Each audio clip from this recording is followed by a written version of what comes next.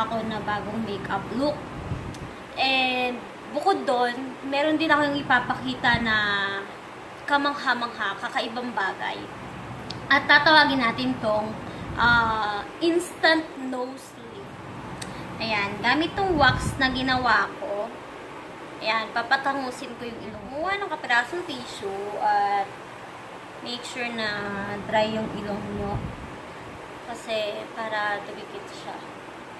Lalagyan ko siya ng konting glue yung ilong ko para to make sure na didikit yung wax. Ayan, bali ito lang yung glue na gagamitin ko. Maglagay lang ng konti sa ilong.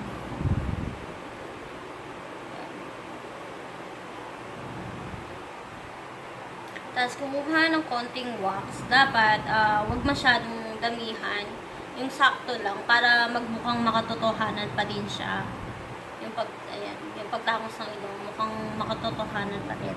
Pwede naman siyang dagdagan mamaya. Itatapal lang. Ayan, tinatapal ko na siya. Tapal muna ako ng konti sa ilong ko. Tapos, ayan, imo-mold natin.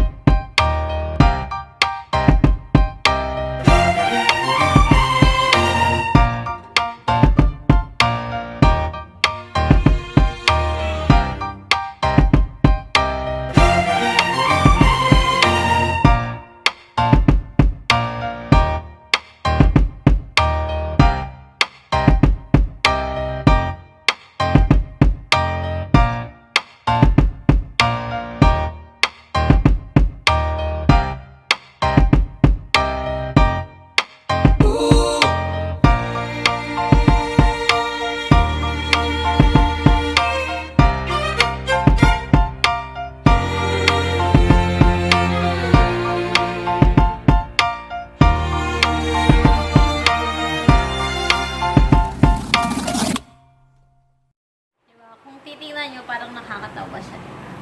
At try natin, gagawin ko yung best ko para yung kulay niya sumunod sa kulay ng mukha ko. Pero medyo kakulay naman na.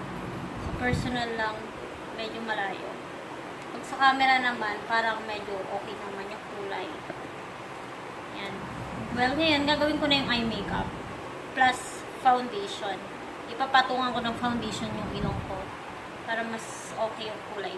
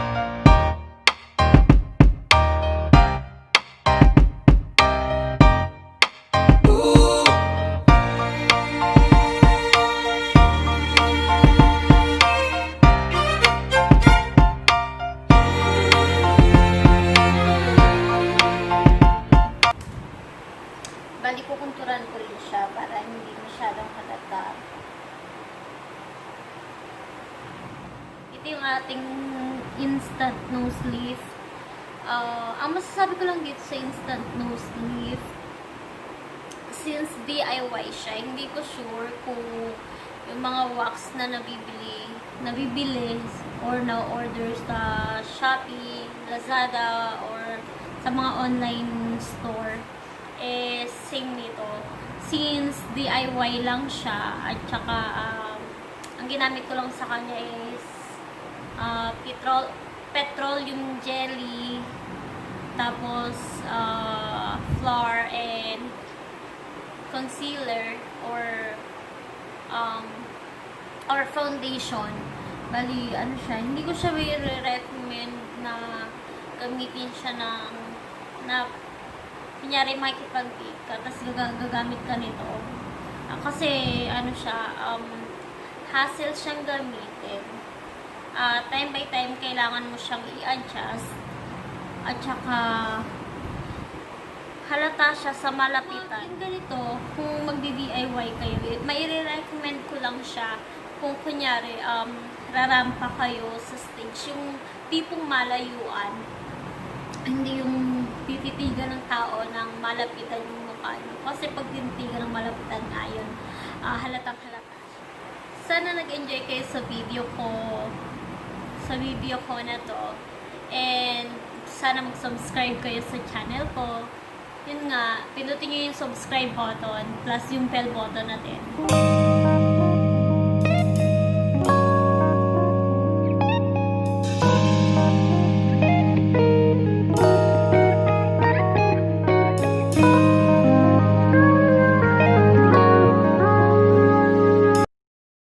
Yan. So, pag tinanggal yung instant nose lift na ginawa ko, ito yung tsura ng makeup na nagawa ko. Yan.